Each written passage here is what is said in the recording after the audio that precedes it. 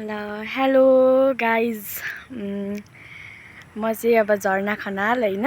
आज चाहिँ अब हाम्रो अगाडि चाहिँ हुनुहुन्छ प्रवेश पाण्डे सर। तपाईँलाई अब स्वागत छ भनौँ न।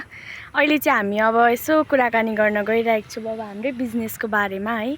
अब तपाईँको चाहिँ अब स्टार्टिङ जर्नीदेखि लिएर है तपाईँलाई अहिलेसम्मको यात्रामा चाहिँ कस्तो कस्तो अब फिल भइरहेको छ। तपाईँ बिजनेस गरिराख्नुहुन्छ, अल्फाबेटा कम्पनीमा बिजनेस गरिराख्नु भएको छ है। त्यो बिजनेसमा चाहिँ तपाईँले के सिक्न पाउनुभयो, जस्तै अब अफिसबाट हुन्छ कि बाहिरबाट हुन्छ कि फिल्ड वर्क गरेर हुन्छ कि त्यसमा चाहिँ कति कुराहरूको नलेज हुन्छ नि, त्यस्तो चाहिँ अब तपाईँले कसरी सिक्दै हुनुहुन्छ, दिनदिनै आफ्नो डेभलप ग्रोथ कसरी गर्दै हुनुहुन्छ, त्यो चाहिँ अब मलाई भन्नु पर्यो तपाईँले होइन।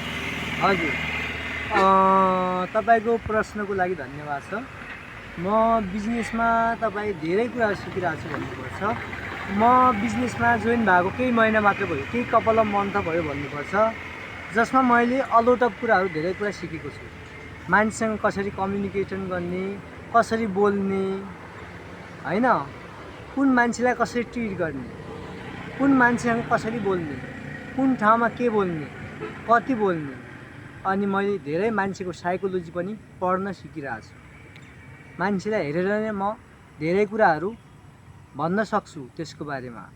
मान्छेको फोटो हेरेर पनि म धेरै कुराको अटकलबाजी गर्न सक्छु। मान्छेलाई देखेर पनि धेरै कुरा भन्न सक्छु। मान्छेको घर देखेर, मान्छेको पहिरन देखेर, चप्पल देखेर, इभेन घरमा लगाएको रङ देखेर पनि म मान्छे चिन्न सक्छु। त्यसको ब्याकग्राउन्ड, त्यसको बिहेभियर कस्तो छ भन्ने कुराहरू, यावत कुराहरूलाई म सजिलै चिन्न सक्छु। त्यो कसरी चिन्न सकेँ मैले, त्यसको लागि मैले कुनै डिग्री गरेको होइन। त्यसको लागि म अल्फाबेटामा आएँ, त्यहाँबाट ती सबै कुराहरू मैले सिक्ने मौका पाएँ। किन भन्दाखेरि हामीले अल्फाबेटामा धेरै कुरा सिक्नुपर्ने हुन्छ। मर्निङमा धेरै कुराहरू सिकिन्छ, ट्रेनिङ लिइन्छ, हाम्रो सिस्टम पढिन्छ, बाहिरी कुराहरू पनि हामीले अध्ययन गर्नुपर्ने हुन्छ। त्यही भएर म हर कुरामा अरूभन्दा 2 स्टेप अगाडि नै हुन्छु। त्यही भएर म अरूलाई पनि के भन्न चाहन्छु भने, यदि तपाईँहरू आफूलाई एक्सपर्ट बनाउन चाहनुहुन्छ, आफ्नो फिल्डको बादशाह बनाउन चाहनुहुन्छ भने अल्फाबेटामा आउनु, तपाईँहरू सिआइडी भन्दा पनि अगाडि हुनुहुन्छ। हजुर हजुर हजुर, राम्रो लाग्यो हजुरको उत्तर है। अनि अब तपाईँले अब अल्फाबेटा आउनुभन्दा अगाडि चाहिँ तपाईँमा कस्तो भनौँ न, कस्तो खालको अनुभवहरू बटुलिराख्नु भएको थियो र अल्फाबेटा आइसकेपछि चाहिँ तपाईँले कस्तो कस्तो अनुभव बटुल्नु भयो, त्यो चाहिँ अब तपाईँले भनिहाल्नु भयो होइन, यस्तो यस्तो भनेर। र अल्फाबेटा आउनुभन्दा अगाडि चाहिँ तपाईँमा अब भनौँ न कस्तो खालको माइन्डसेट थियो, तपाईँमा कस्तो खालको एनर्जी थियो, कस्तो खालको तपाईँसँग पोजिटिभ एनर्जी, नेगेटिभ एनर्जी कस्तो खालको थियो त त्यो अल्फाबेटा आउनुभन्दा अगाडि चाहिँ? अल्फाबेटा आउनुभन्दा पहिला मेरो एकदमै होइन साँगुरो यो 4वटा पर्खालको भित्र म थिएँ भन्नुपर्छ। मेरो माइन्ड सेट पनि सानो थियो, न्यारो कन्सेप्ट थियो भन्नुपर्छ, थिङ्किङ पावर सानो थियो। त्यतिखेरको र अहिलेको ममा आकाश पातालको भिन्नता छ भन्नुपर्छ। त्यतिखेर ममा केही थिएन त्यस्तो होइन। सोच्ने क्षमता, गर्ने अठोट, तपाईँको mentality, will power, burning desire, यावत कुराहरूको ममा कुनै प्रकारको ग्रो अप भएको थिएन। अहिले ममा हर कुराहरू ममा के भयो, सबैको थाहा नै भइसकेको छ। पोजिटिभिटी ममा एकदम बढेको छ भन्नुपर्छ। कन्फिडेन्स लेभल एकदम हाई छ भन्नुपर्छ तपाईँको।